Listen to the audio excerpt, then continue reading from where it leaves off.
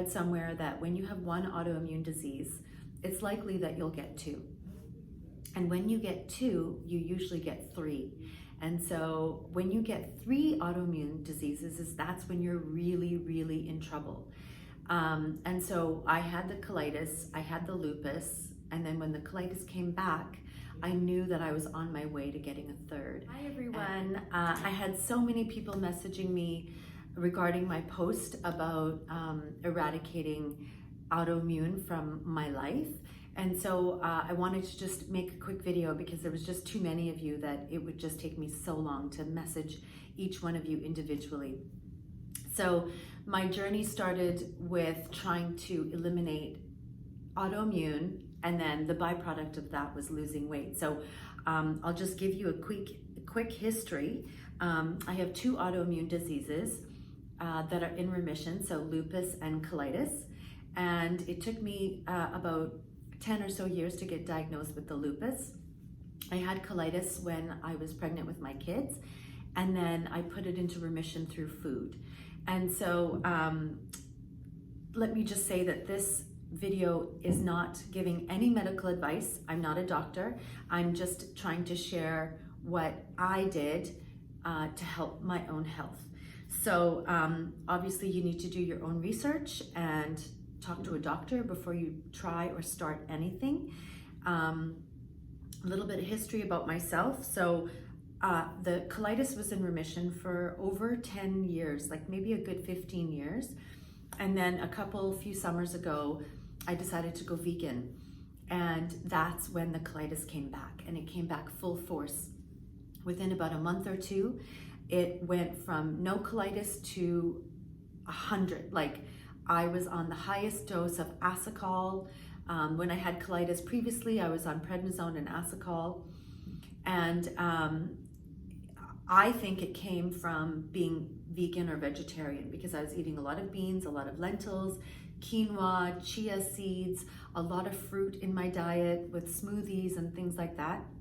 And so as soon as the colitis was so bad that I had to be on the highest dose of Asacol, that's when I decided that I needed to do something about it.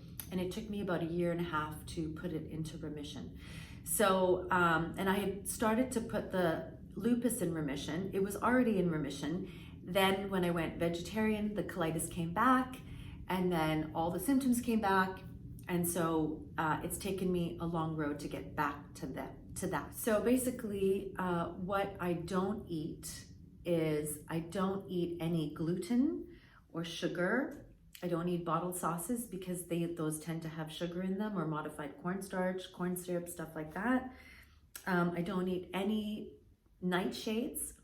I don't eat any rice or dairy or fruit except for berries, and I don't eat beans and lentils. So is that antithetical to an East Indian diet? Sure it is.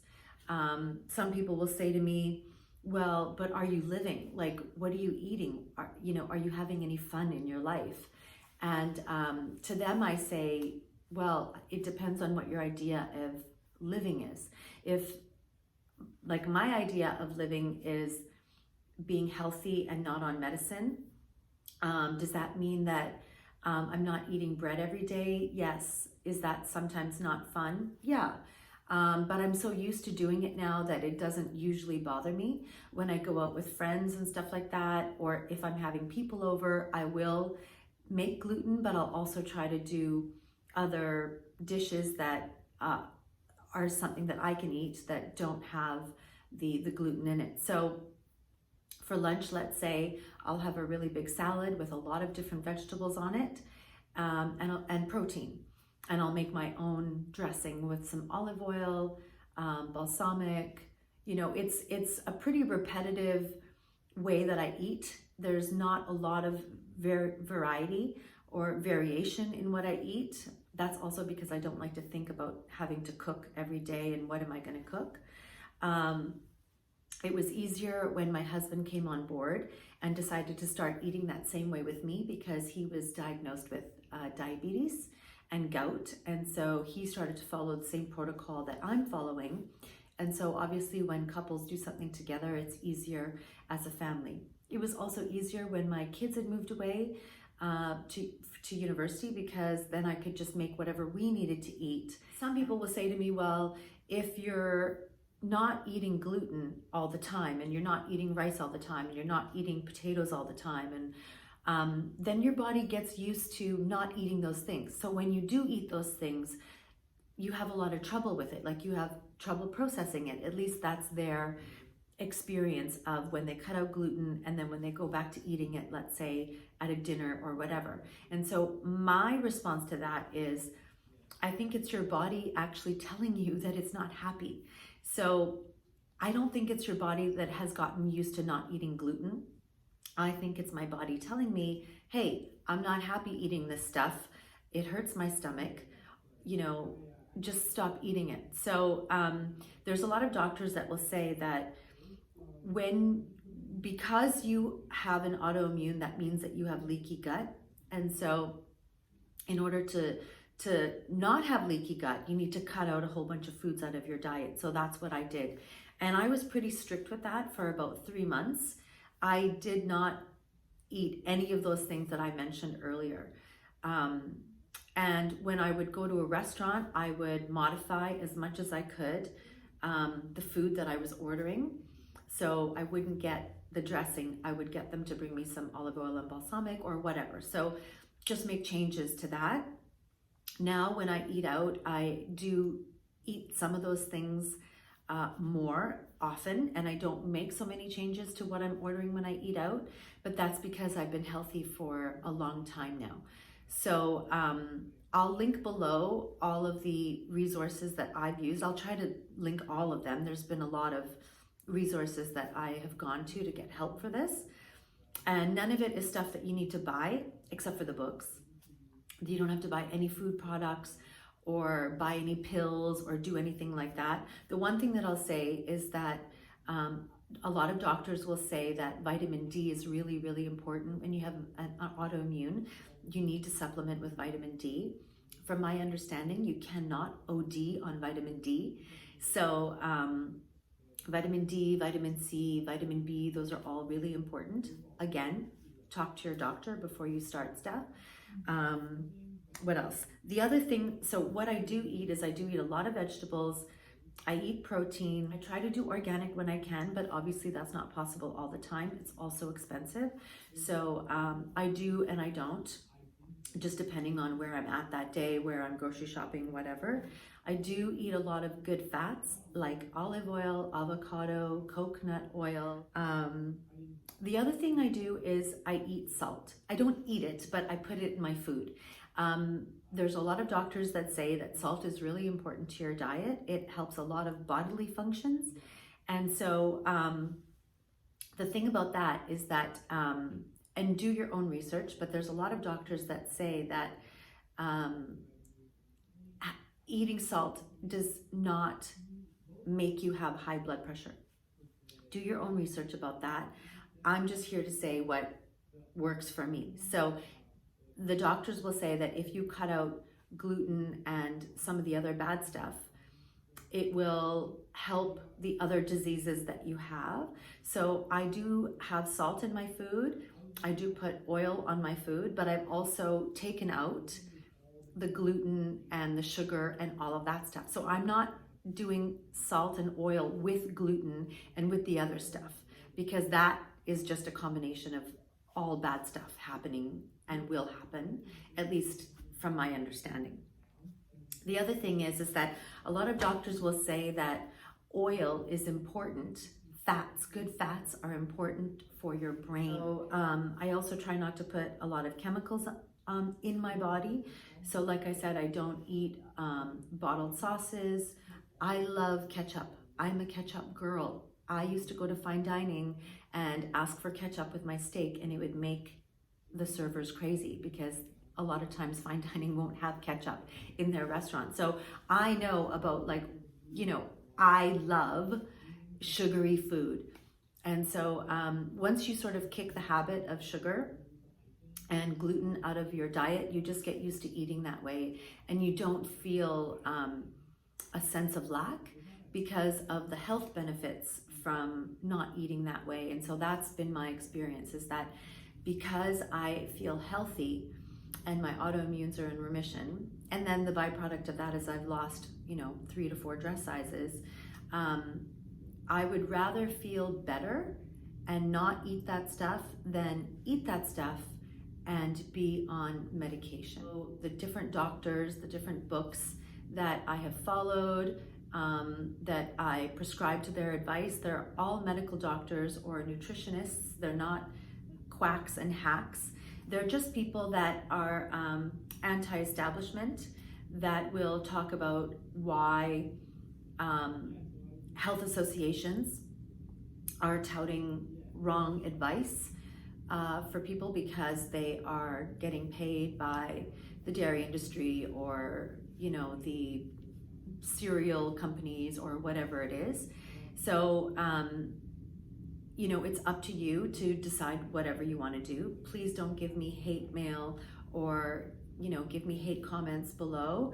I'm just sharing the stuff that's worked for me and why I decided to take my health into my own hands. That when you have one autoimmune disease, it's likely that you'll get 2. And when you get 2, you usually get 3.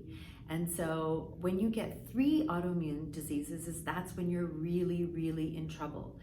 And so I had the colitis, I had the lupus, and then when the colitis came back, I knew that I was on my way to getting a 3rd. And I didn't want that. And I'm young, I'm almost 50. And so I just didn't want to be more sick at a young age, because to be this young and to have 3 autoimmune diseases was just not the path that I wanted to go down. And so along with eating that way, I also make sure I walk every day. I do a little bit of meditation. I try to keep the stress level down. That's really hard. The other thing I do is I practice intermittent fasting. So I won't eat breakfast. I'll eat lunch at about 12 o'clock. And then I'll stop eating by, say, 6 or 7 o'clock, unless I have to go to an event or something like that. But that's pretty much my rule. I try to eat before I do have to attend an event, and that way when I get to the event, I'm not eating a whole bunch of stuff that's there that doesn't work for my body. And, research intermittent fasting. Some people will say it's not healthy. It's really helped me. There's a lot of research that will say that intermittent fasting works because it actually, your body is focused on cleaning out the bad cells in your body, instead of your body focusing on digesting your food and things that are related to your meal that you ate. And also fasting is in, the 3 holy books, the Torah, the Bible, and the Quran. So I don't know about you, but I'm not sure they're wrong, right? I mean, thousands of years of people touting the benefits of fasting. I don't think they can be wrong. Anyway, there's also a really amazing Canadian doctor who talks about fasting, and he's actually become really famous in the fasting community. Dr. Jason Fung, I believe. I'll also link that down below, and you guys can have a look. So that's basically about it. No gluten, no dairy, no sugar, and that includes most fruits. No beans, no lentils, no nightshades, no modified cornstarch, no corn syrup, all kinds of sugar, whether it's swerve or cane sugar or brown sugar or whatever. I've added a little bit of honey back into my diet, but that's because now I'm healthy and I can. But when I was doing this whole process, I wasn't eating any sugar of any kind. And now that I'm healthy, I still won't eat all that stuff. I'll eat it once in a while, but you'll very rarely catch me making a chicken curry at home or an eggplant dish or sauteed potatoes or anything like that. I just don't eat that way. We just don't eat that way in our house. So now that I'm healthy, could I? Maybe, possibly, but I'm just really scared about getting sick again. I just don't want to be in that place again. So I'd rather just eliminate that stuff. And, you know, my blood work is really, really good. I had my blood work done as I was going through my diseases, and then I would constantly go. I asked my doctor to make me get some blood work done every 8 weeks, and luckily she's an amazing doctor and she's a specialist, and so she let me do that.